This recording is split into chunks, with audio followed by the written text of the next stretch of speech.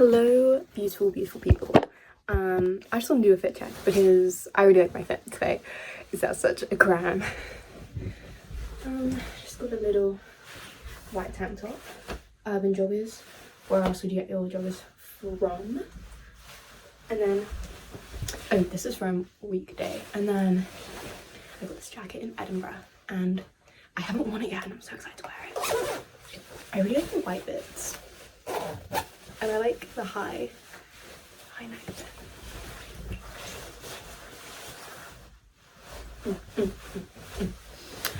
Yes, I just got excited and I wanted to show the camera.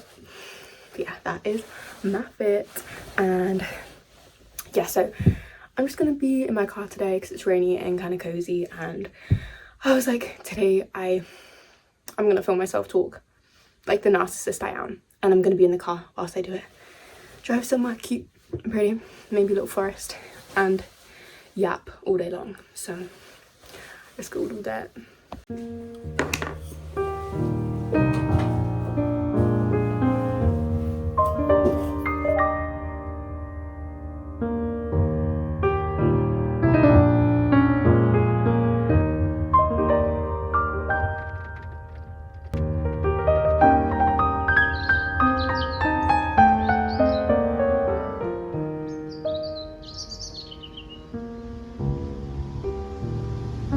I wanted to do a video today saying basically a bit of advice on female solo travel. I mean, I've only done one trip, so I literally don't know like anything.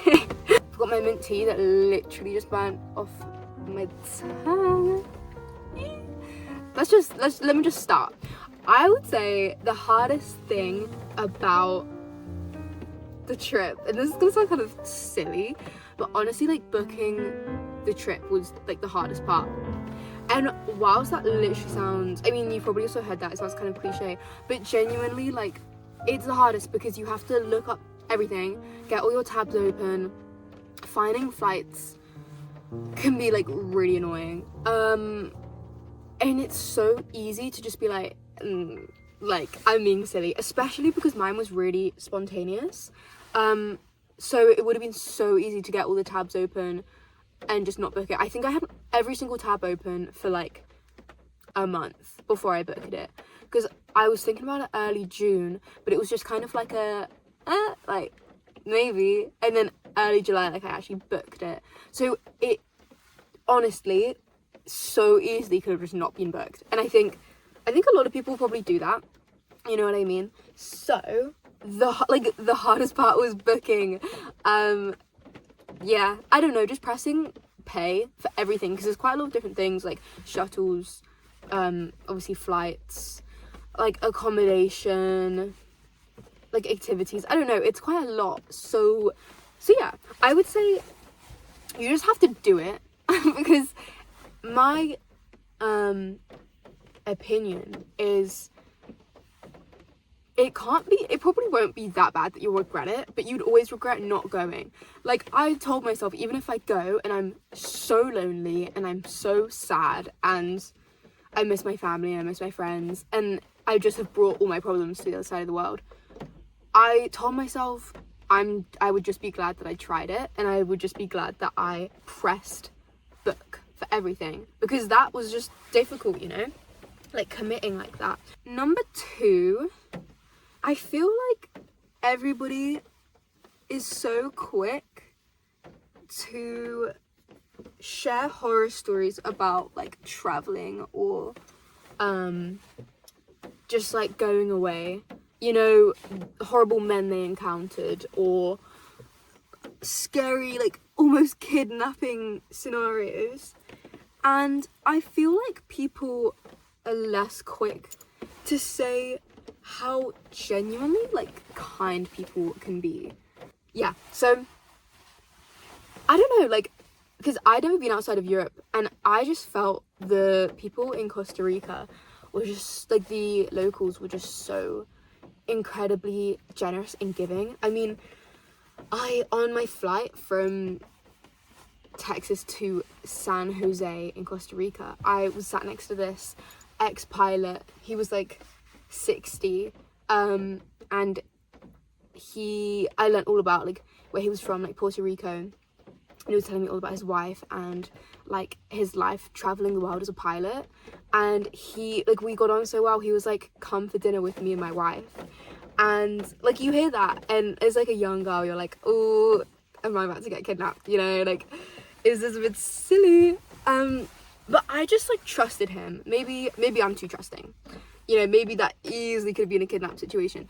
But I mean, there was, to be fair, there was quite a few clues that like led to me knowing he wasn't lying. Like he was wearing a polo shirt with like United Airlines on, which is the company he worked for, and like there was just other things, like all the staff knew him. Anyway, I'm not trying to justify myself. I'm just saying that, yeah, so they took me this, well, I was gonna say Puerto Rican couple, but only he was from Puerto Rico. She was a local of San Jose.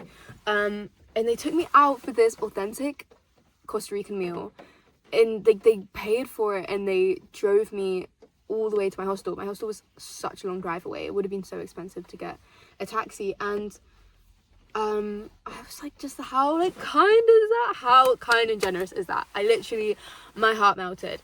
And I think sometimes people are so quick to be like, literally just don't talk to a stranger, don't trust anything a stranger can give you. And like, obviously, yes, like in a lot of cases that is true, but I don't know, like I talked to so many strangers when I was away, and they were all so kind. And I just was thinking, if I stuck to that advice, you know, don't talk to anybody, then I would, oh my god, there's a van there, that's so embarrassing, oh my god.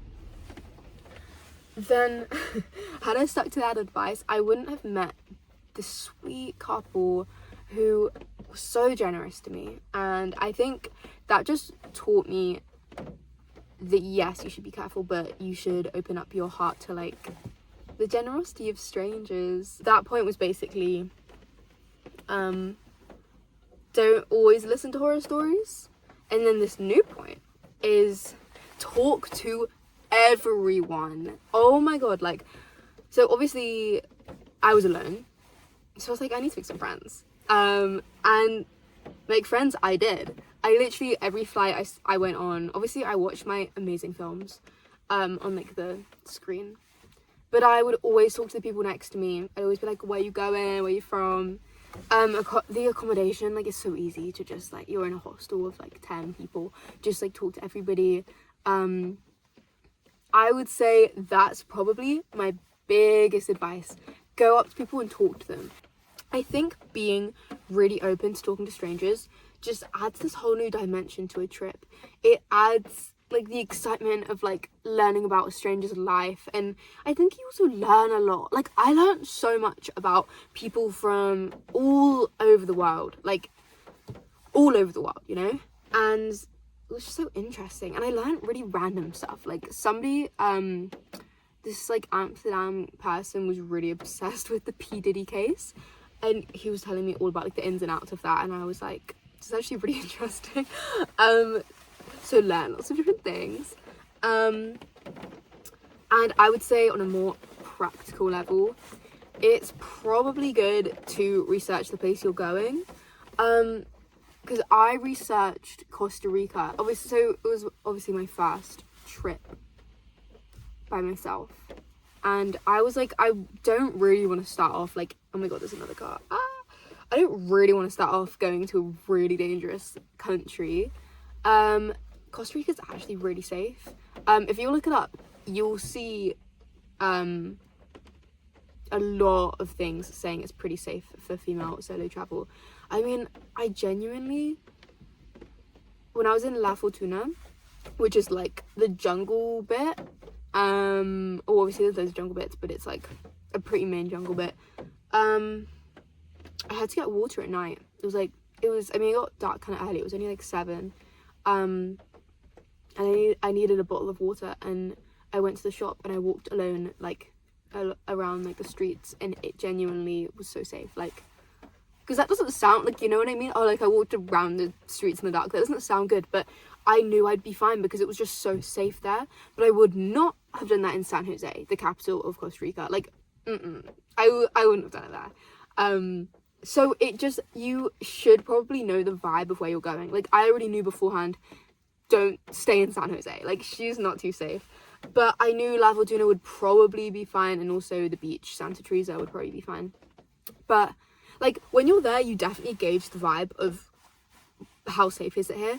But it is good to know in general. Like, I've heard, so a lot of people I met were traveling to Nicaragua, and mostly Nicaragua, actually. Maybe some to Guatemala. And I looked up Guatemala, and I swear a website said don't go there alone. Like, I'm not sure, maybe I'm making that up, but I think if I went to Nicaragua or Guatemala, I mean, obviously there's more places, I just specifically, they were 2 examples that loads of people were going to.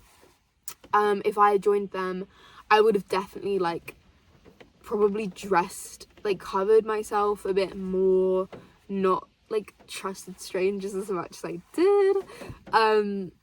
And I don't know if I would have done that alone. I probably would have stuck with the friends I made.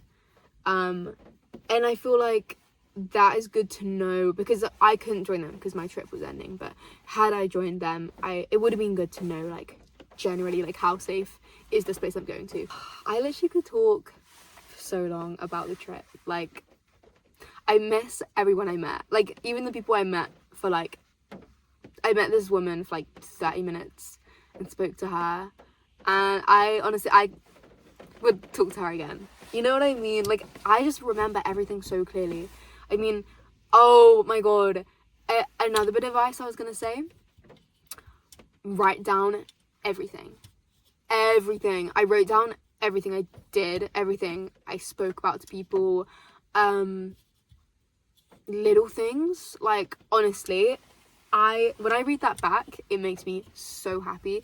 At the end of each day, is it like, oh, do I really have to write down everything? It is a bit like that. But it is so insanely worth it. And I've regretted not journaling more in past, like when I've traveled in the past with friends. So do that. Even if you're not the journaling type. Because I was speaking to some people who were like, oh, like, I just don't journal, I don't write. Like, that's not a bit of me. Because I'm a writer, like, it very much is a bit of me. But I just think you should do it anyway. Do it anyway. Because when you're, like, 50, oh my god, like, your wife's gonna be like, oh my god, why did I say wife? Your friends or family are gonna be like, tell me about your trip to Costa Rica when you were 21. Let me get my journal out and read it to you start to finish. You know what I mean? Like, that's so fun. I actually really wish I did this thing.